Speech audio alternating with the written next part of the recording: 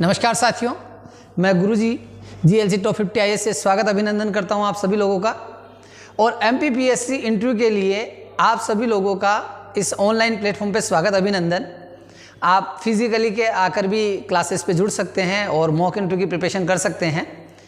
Mock interview की preparation जो है वो तैयारी हम 10 तारीख से शुरू करवाएंगे और जिनके जैसे शेड्यूल रहेंगे ऐसा हम लोगों ने एक प्रॉपर शेड्यूल तैयार किया, उसके बारे में बाद में चर्चा करेंगे। लेकिन अभी आपको घर पे क्या करना है और क्या क्या चीज़ें प्रिपेयर करनी है इसके बारे में थोड़ा सा विशेष रूप से हम चर्चा करेंगे। और वास्तव में इंटरव्यू क्या होता है, उसकी बेसिक स्किल्स क्या होती है, ये आप लोगों के लिए जानना बहुत ज़रूरी है। जैसे एक एग्जाम्पल से अपन इस बात को शुरू करते हैं। जैसे मान लो आप पहली बार कैमरे के सामने आ रहे हैं, जैसे मैं लाइव आया हूँ मान लीजिए आप, तो कंफर्ट होने में थोड़ा सा एक समय लगता है। तो हम जो रियलिस्टिक हैं, हमारी जो अंदर की वास्तविकता है उसको हम प्रदर्शित नहीं कर पाते हैं। बस यही एक समस्या जो है इंटरव्यू के साथ होती है।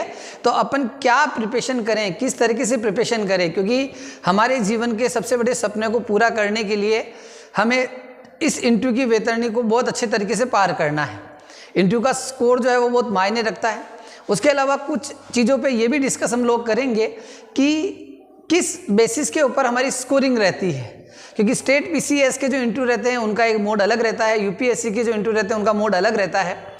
ठीक है, यूट्यूब पे बहुत सारी चीज़ें आपकी हेल्प के अकॉर्डिंग बहुत सारी सामग्री डली हुई है, लेकिन उनमें से क्या आपके लिए देखना ज़रूरी है और क्या अवॉइड करना बहुत ज़रूरी है। तो आइए बिना समय गंवाए अपन इंटरव्यू को लेकर स्टार्ट करते हैं। पहली चीज़ इंटरव्यू के लिए, उससे पहले आपको जो सबसे पहले तैयार करना है 4, 5, 6 सेगमेंट है, उन पर आपको प्रिपरेशन अभी से शुरू कर देनी है।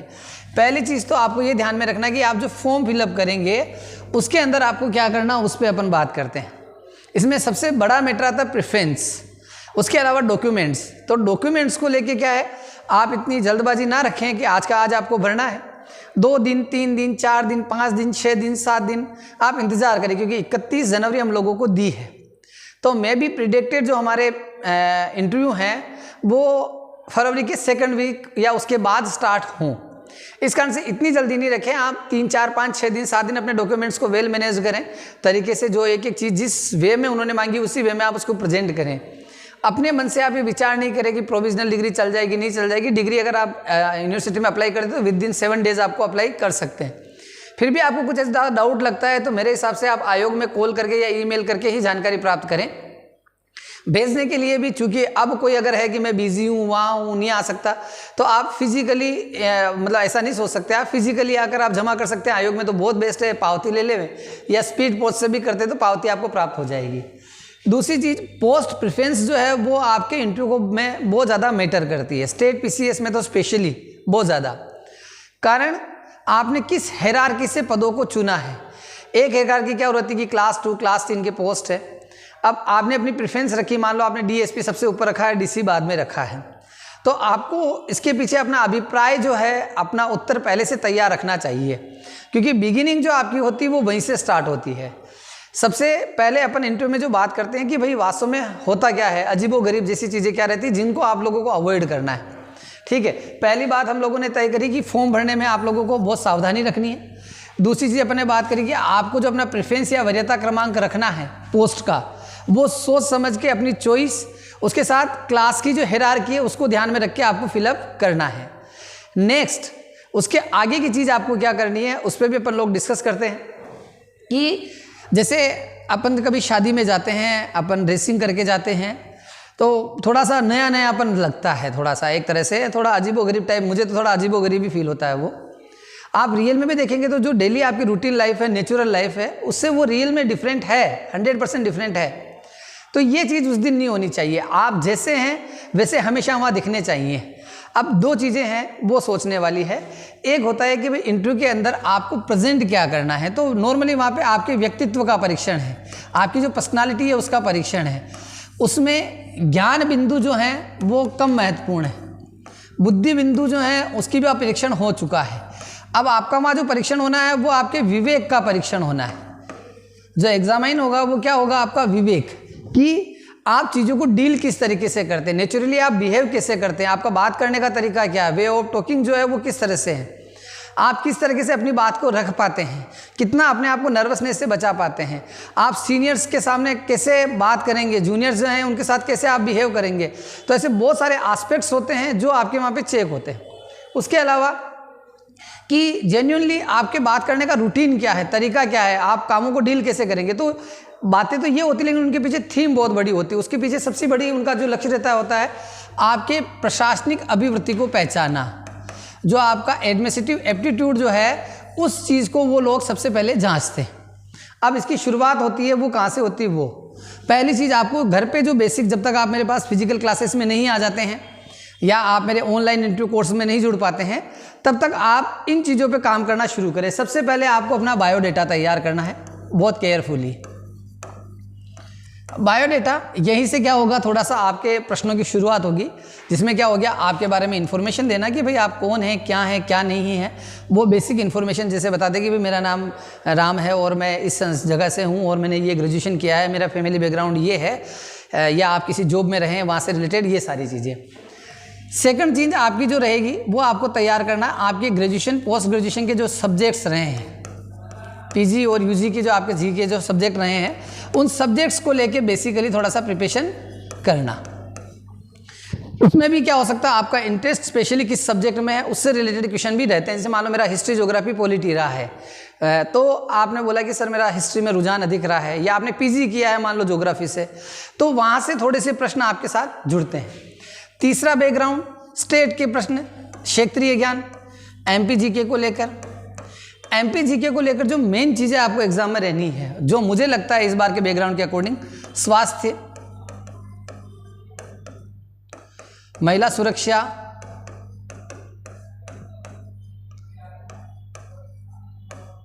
खेल गतिविधियां,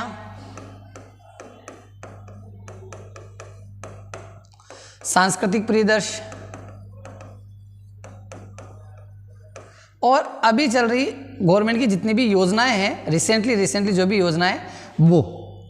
अब आपको इनको मेंस के फॉर्मेट में या प्री के फॉर्मेट में तैयार नहीं करना है। आपको मेनली ये ध्यान रखना है कि ये कब चली, क्या चली, वो एक नॉर्मल डेटा है, फैक्चुअल होता है, लेकिन अगर आप वहाँ चूक भी जाते हैं तो कोई बड़ी बात नहीं है, लेकिन उस योजना का उद्देश्य क्या है वो आपको ध्यान में रखना बहुत ज़्यादा ज़रूरी है कि इसका उद्देश्य ये है। दूसरी बात, आपको उसके उद्देश्य के बारे में नहीं पता है तो आप जिनाइनली क्षमा प्रार्थी हूँ श्रीमान कह सकते हैं, ये एक तरीका भी आना। हर प्रश्न पे श्रीमान क्षमा चाहता हूँ ये कहना भी ठीक नहीं है, इसलिए ये एमपी जीके के मेन जो पोर्शन है वो। चौथा जो बिंदु आपका बनता है वो बनता है आप किस क्षेत्र से हैं, किस एरिया या किस डिस्ट्रिक्ट से हैं, ठीक है। तो उसके आसपास उससे रिलेटेड जो फीचर्स हैं वो कौन कौन से हिस्टोरिकल हैं या ज्योग्राफिकल हैं, पॉलिटिकल एस्पेक्ट्स में है, पर्सनालिटी से रिलेटेड है, आपके एरिया से, कल्चर से रिलेटेड है, किसी मोनोमेंट से रिलेटेड है, मतलब किसी धरोहर से रिलेटेड है, तो यहाँ से ये क्वेश्चन आपके ज़रूर पूछे जाएंगे।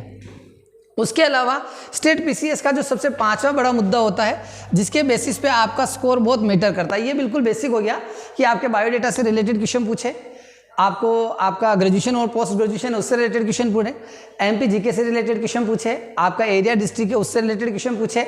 उसके अलावा जो पांचवा, उसके अलावा कुछ छोटे छोटे क्षेत्र भी रहते हैं, उनको भी अपन डिस्कस करते हैं, जैसे करंट अफेयर से रिलेटेड कुछ मुद्दे हो गए, इंडियन गवर्नमेंट से रिलेटेड कुछ पॉलिसीज हो गई स्पेसिफाइड। अगर आप किसी जॉब और वर्किंग में है तो आप मान के चलिए कि आपके इंटरव्यू का 60% पार्ट जो है, अगर आप ऑलरेडी पीएससी सेलेक्टेड हैं, एलाइड में है या किसी गवर्नमेंट जॉब में है, तो मैं भी पॉसिबल 50 से 60% आपकी जो क्वेश्चनरी है वो आपकी जॉब प्रोफाइल पे ही चले, तो फिर तो आपको इस दायरे पे बहुत ज़्यादा ध्यान देना है। लेकिन जो सबसे मेन पार्ट चलता है वो पहला पार्ट रहता है आपका, जो आपको स्कोर दिलाने में करता है आपकी आदत या हॉबी या आपका शौक, आप यहाँ पे क्या लेते हैं, ये एक बहुत इंपॉर्टेंट पार्ट है। दूसरा, आपकी नैतिकता, इथिकल वैल्यू, कि आप जो राष्ट्रवादी रहे हैं, राष्ट्रीय आंदोलनकारी रहे हैं, जिनका कंट्रीब्यूशन इंडिया के लिए बहुत ज़्यादा है, इंडिया को बिल्डअप करने में, फ्रीडम में, उन लोगों के प्रति किस प्रकार का नज़रिया रखते हैं, उनके प्रति आपकी क्या सोच है। उसके साथ मध्य प्रदेश आदिवासी बाहुल्य राज्य है, मध्य प्रदेश फॉरेस्ट बाहुल्य वाला राज्य है, तो ये दो टॉपिक भी आपके जो हैं वो थोड़े से इंपॉर्टेंट हो जाते हैं। जनजातीय विकास, पर्यावरणीय विकास, ये तो अब आपको 3-4 दिन में क्या करना है, जैसे मैं प्लान इसका दूंगा आपको आगे। सबसे पहला अपने बायोडेटा पे वर्क करना, बायोडेटा पे वर्क करने से उनके आसपास के जो क्वेश्चन है उन पे ध्यान देना।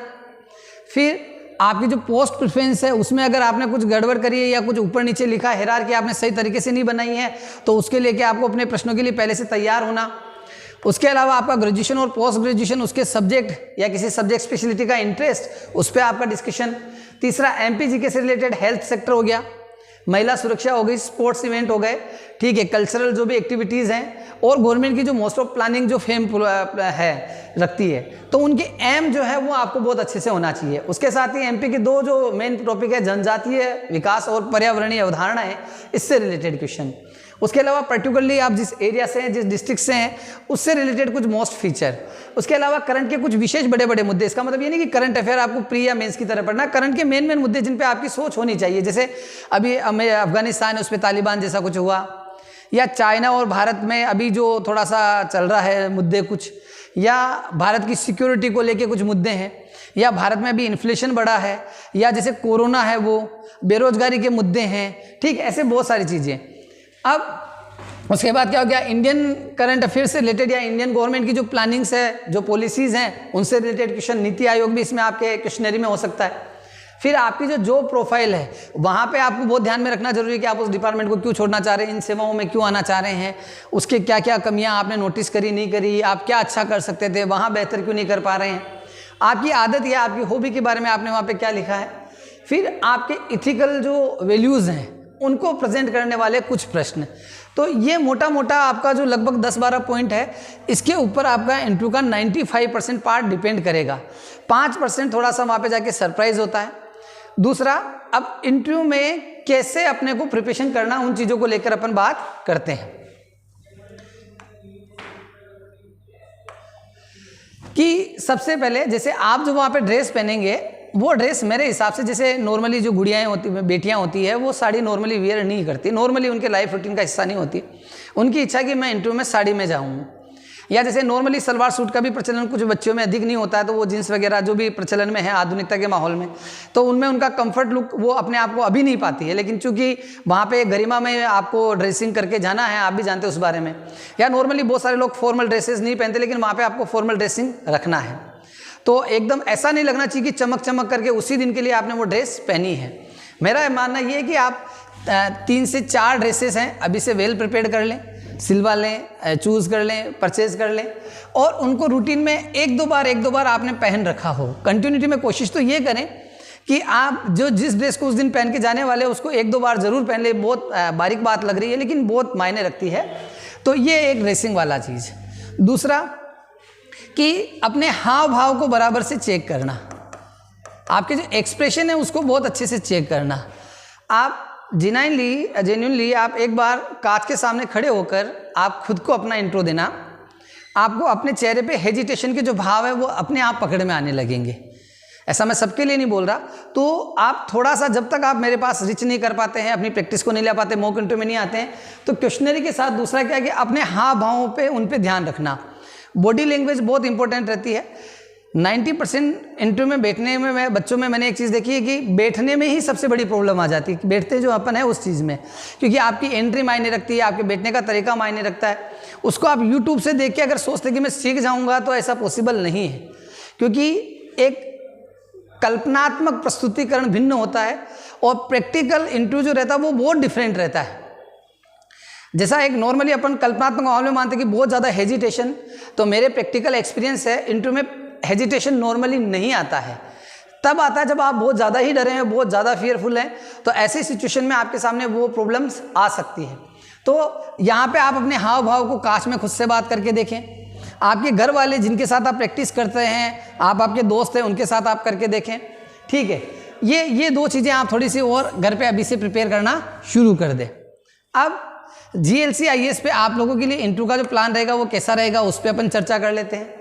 हम लोगों ने पहली चीज़ ये तय की है कि जो भी विद्यार्थी हमारे यहाँ इंटरव्यू के लिए एंट्री करेगा, प्रवेश करेगा, हम उसको क्वेश्चनरी बना के देंगे कि भाई आपके बायोडेटा से related mainly most of question क्या हो सकते हैं, आपके एरिया से रिलेटेड क्वेश्चन क्या हो सकते हैं, आपके ग्रेजुएशन पोस्ट ग्रेजुएशन से रिलेटेड क्वेश्चन क्या हो सकते हैं, प्लस आपका अगर कोई जॉब प्रोफाइल है तो उससे रिलेटेड क्वेश्चन क्या हो सकते हैं, आपके संघर्ष जो रहे हैं वहाँ पे आप इस जगह आ रहे हैं उसके पीछे क्या क्वेश्चन हो सकते हैं, आपने जो प्रेफरेंस भरी है उस प्रेफरेंस के बेसिस पे आपके लिए क्या क्वेश्चनरी हो सकती है, और एक नॉर्मल कौन कौन से प्रकार के प्रश्न जो है इंटरव्यू में आपको जांचने के लिए पूछे जाते हैं। तो ऐसे एक क्वेश्चनरी बना के बच्चों को वो प्रोवाइड करना, ताकि 3 से 4 दिन 5 दिन में वो उन क्वेश्चन और उन क्वेश्चन के आसपास की चीज़ों को अच्छे से प्रिपेयर कर पाएँ।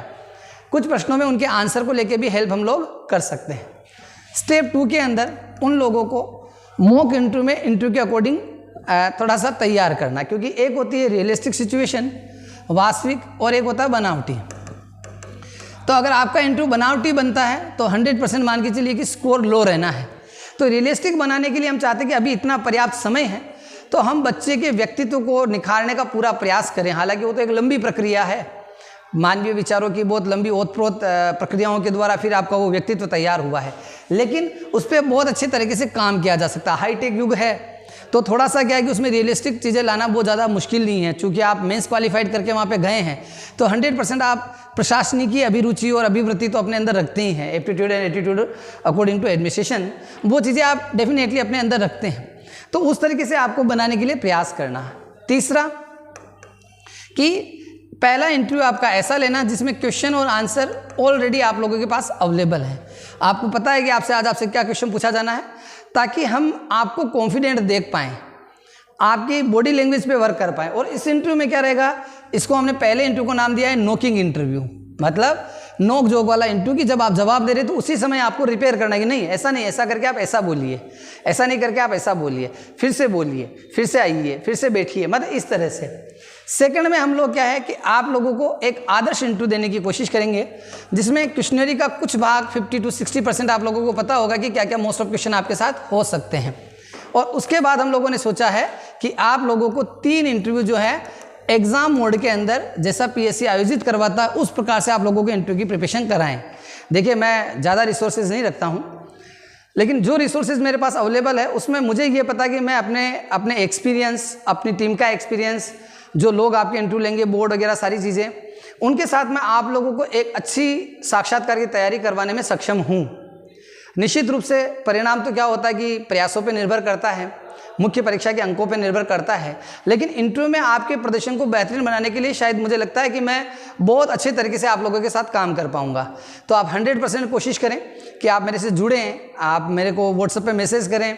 मैं 1-2 दिन के अंदर क्या होगा कि इंटरव्यू वाले बच्चों के लिए एक स्पेशल ग्रुप बनाऊंगा। वैसा ग्रुप नहीं जहाँ पे अपनी जीएलसी का प्रचार प्रसार करना हो, वैसा मेरा शुरू से मोटो नहीं रहा है, क्योंकि अभी भी लोग गुरुजी को ज़्यादा जानते हैं, जीएलसी का नाम इतना आगे नहीं आता है। लेकिन मेरा रिजल्ट 2019 में बोलेगा, ये डेफिनेट है। जब 2019 का रिजल्ट प्रैक्टिकली आप लोग देखेंगे तो आपको लगेगा कि हाँ गुरुजी ने जेन्युइनली वर्क किया है। मैंने 1 मेन आर्मी के रूप में 2019 के एग्जामिनेशन पे पूरा काम किया है। तो आप लोग मेरे साथ जुड़ें, इंटरव्यू की प्रिपरेशन करें और मेरी टीम के जो भी सद्गुण हैं उनका पूरा प्रॉफिट लेने की कोशिश करें। फाइनेंशियली हम लोग इतना कुछ सोचते नहीं है, हम लोगों ने दिमाग में यही रखा कि बच्चा आएगा तो खुद भी जानता है कि क्या एक्सपेंसेस हो सकते हैं, तो उसके अकॉर्डिंग जैसा उसको ठीक लगे वो उस तरह की बात हो गई। तो आप बिल्कुल आए हैं साथियों। कुछ मोटी बड़ी चर्चाएं, मोटी मोटी बातें जिस पे अपन ने चर्चा करी है। इंटरव्यू इतनी आसान प्रक्रिया भी नहीं है जिसके बारे में मैं एक ही वीडियो में आपको सारी डिटेल दे दूँ। ये एक सतत जारी रहने वाली प्रक्रिया है। कंटिन्यूस इंटरव्यू पे हमेशा मैं एक वीडियो ज़रूर बनाऊंगा, उसमें इंटरव्यू की पर्टिकुलर एक स्किल्स पे भी आपको मैं यहाँ पे दूंगा, क्योंकि जब तक आप मेरे साथ नहीं आते तो मैं चाहता हूँ कि इन वीडियोज़ को आप लोग देखें, ताकि यहाँ आने के बाद मुझे आप पे डायरेक्टली वर्क करने का मौका मिले। तो अगली कड़ी में हम लोग जो बात करेंगे वो करेंगे बायोडेटा पे, कि बायोडेटा से रिलेटेड क्वेश्चन किस तरह से होते हैं और प्रेफरेंस से रिलेटेड क्वेश्चन कैसे होते हैं, फिर आगे के सेगमेंट, ताकि 5-6 दिन 7 दिन में आप अपना फॉर्म फिलअप कर लें और उसके बाद आप प्रैक्टिकली या मॉक इंटरव्यू के लिए आप बिल्कुल 100% से आएँ। स्वागत अभिनंदन। मैं गुरुजी जीएलसी आईएएस परिवार से स्वागत अभिनंदन आप सभी लोगों का बेटा, बहुत बहुत धन्यवाद। और अपनी क्लासेस भवर कुआ पे ही है, जो होलकर कॉलेज रोड है, सर्विस रोड, उसी के ऊपर 4थी बिल्डिंग है जीएलसी आईएएस की। कोई ज़्यादा आपको कठिनता नहीं होगी, मेन भवर कुआ स्क्वायर पे ही है। धन्यवाद साथियों, धन्यवाद।